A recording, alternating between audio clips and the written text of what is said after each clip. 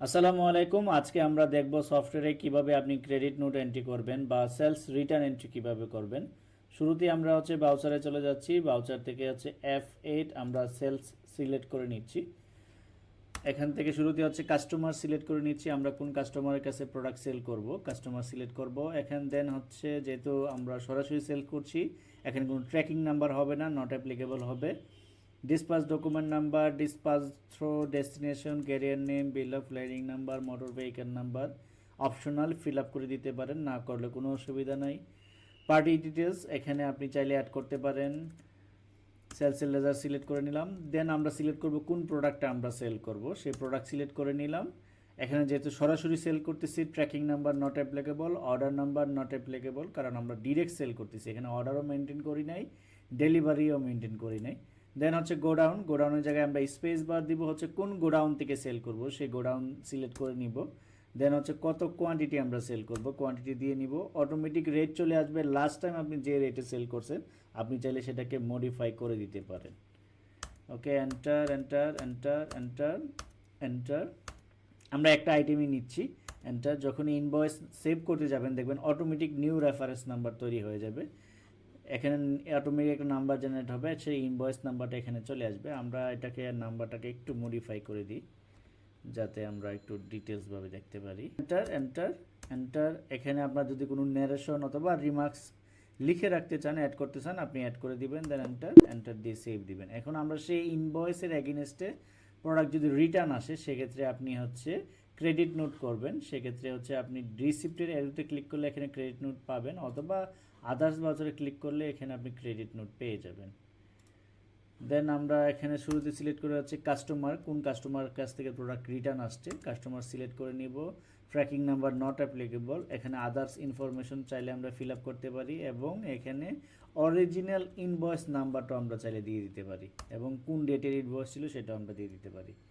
দেন তার party details, address, name, fill এগুলো আপনি অ্যাড করে দিবেন, না করলে কোনো প্রবলেম নাই।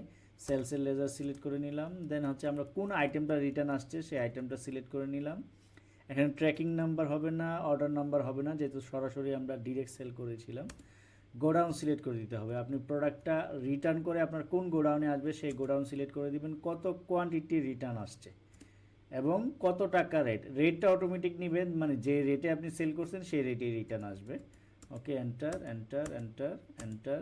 যেহেতু আমরা একটা আইটেমে রিটার্ন আসছে, এই জায়গায় অ্যামাউন্টের ফিল্ডে থাকা অবস্থায় যখন আপনি এন্টার দিবেন তখন এখানে মেথড অফ অ্যাডজাস্টমেন্ট একটা পপ আপ আসবে। এই পপ আপ মেনু থেকে অটোমেটিক এগেনস্ট রেফারেন্স সিলেক্ট হয়ে যাবে। তখন আমরা যখন ক্লিক করব তখন আমাকে দেখাবে যে তার কোন ইনভয়েসের এগেনস্টে আপনি প্রোডাক্টটা রিটার্ন আসছে। তখন ওই ইনভয়েস নাম্বারটা সিলেক্ট করে দিবেন।